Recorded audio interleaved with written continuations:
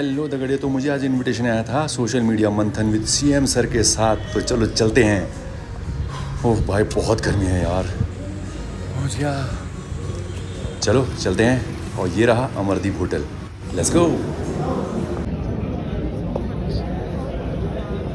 भाई गौरव भाई, गर्मा गर्म पकौड़ी, धन्यवाद हो। अपनी बात भाई घर यहाँ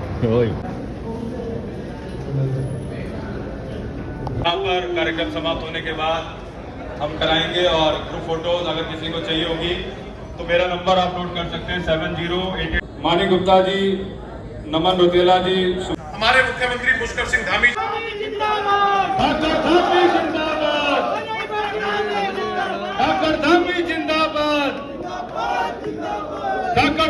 जिंदाबाद, धुरंधर धामी जिंदाबाद। माननीय मुख्यमंत्री जी हमारे, मैं आपको धन्यवाद देता हूँ।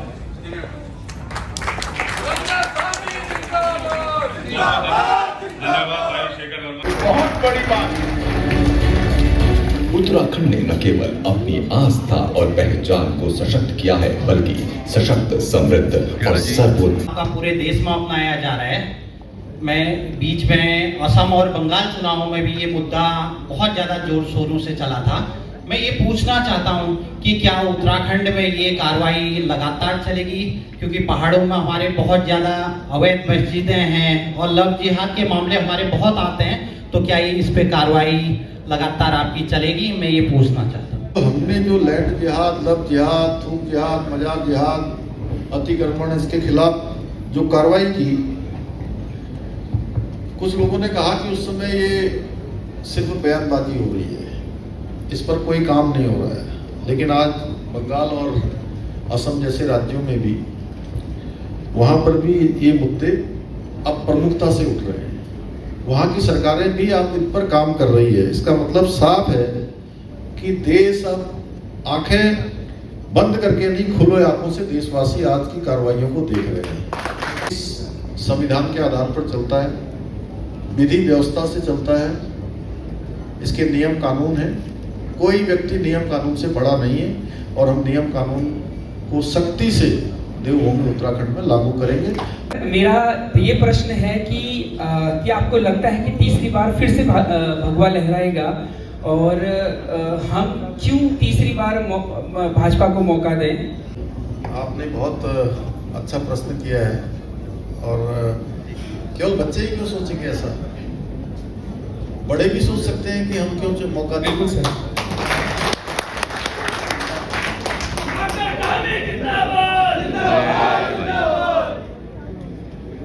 उत्तराखंड की जनता बहुत जागरूक है।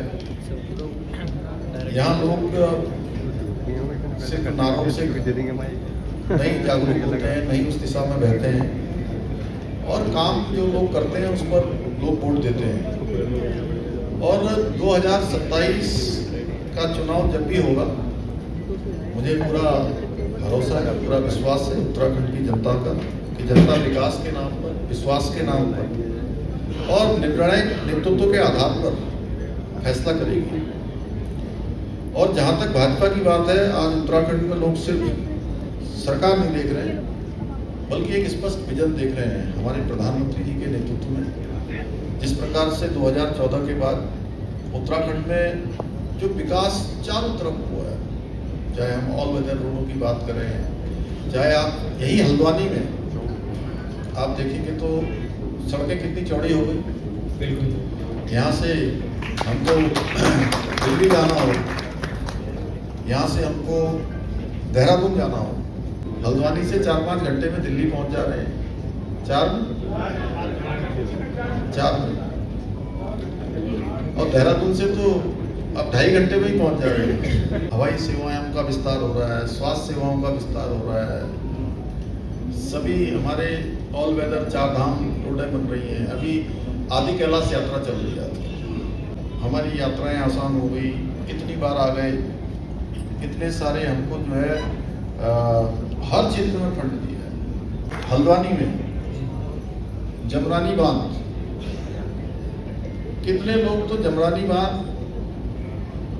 के लिए संघर्ष करते करते अब हमारे बीच में नहीं रहे। लगभग 6 दशक से भी ज्यादा समय से आज देखिए अगले 3 सालों में हमारा जमरानी बांध भी बनकर तैयार हो जाएगा। हल्द्वानी और हल्द्वानी के आसपास यहाँ पर स्मार्ट इंडस्ट्रियल सिटी बन रही है। खुर्बिया भारत में रुकपुर और किंचैली बीच इतने सारे बाईपास बन रहे हैं। आज काठगोदाम रोड हो, हल्द्वानी रोड हो, सब चौड़ीकरण हो रहा है। स्मार्ट सिटी की तर्ज पर हल्द्वानी शहर का विकास हो रहा है। ऐसे ऐसे काम हो रहे हैं। गाना सुना है कि आपने पहली बार? बिल्कुल हाँ। मैं अभी केवल ये चूंकि कुमाऊं की इन्फ्लुएंसर मीट हो रही है तो इसलिए मैं यहीं के कुछ प्रमुख काम बता रहा हूँ। अभी उधर गढ़वाल में जाएंगे तो चार धाम बद्रीनाथ केदारनाथ का अभी यहाँ दिखाई रहे थे। हाँ, अभी यहाँ किच्छा में एम्स बन रहा है। अभी जुलाई तक उसको चालू होना है। जिन सेवाओं के लिए हमको दिल्ली जाना पड़ता था और वहाँ जाने के बाद भी बहुत मुश्किल से कभी एडमिशन होता है कि कितनी सिफारिश लगानी पड़ती है, क्योंकि पूरे देश भर का वहाँ पर बहुत दबाव होता है। अब वो सब सुविधाएं हमको यहीं मिलने वाली है। यूसीसी का कानून लागू करने वाला हमारा राज्य पहला राज्य बन गया हिंदुस्तान का। आज सभी राज्य उस दिशा में चल गए। नकल का कानून आ गया। 32,000 युवाओं को नौकरी मिल गई। आप सब युवा लोग हैं और पहले के जो 20-21 सालों में मात्र 16,000 लोग भर्ती हो पाए। इन 4 सालों में 32,000 का आंकड़ा पार कर गया। अभी ये रुकने वाला नहीं है, अनवरत रूप से चलेगा। नकल माफियाओं पर कार्रवाई करनी हो, छोटा कर्मचारी हो, बड़ा हो, कोई अजगर हो, मगरमच्छ हो, किसी को नहीं छोड़ा जा रहा है। विज्ञान और टेक्नोलॉजी का क्षेत्र में नया इतिहास हर क्षेत्र में आ रही है। हमारे देश का बन रहा है। धार्मिक स्वतंत्रता के खिलाफ नहीं है। पूजा हो, प्रार्थना है, कोई भी आस्था हो। उत्तराखंड में सब कुछ होगा, लेकिन सब कुछ होगा विधि के अनुसार, भारत के संविधान के अनुसार और कानून की मर्यादा के भीतर होगा। सड़कें आम जनता की सुविधा के लिए होती है, उनके आने जाने के लिए होती है। यदि कोई सड़क रोककर अवस्था फैलाएगा तो उससे आम नागरिकों को परेशानी होगी। हमारी सरकार किसी को भी कानून हाथ में लेने की अनुमति नहीं देती। तो इनकी बातें सुनकर आपका क्या कहना है, कमेंट में ज़रूर बताना।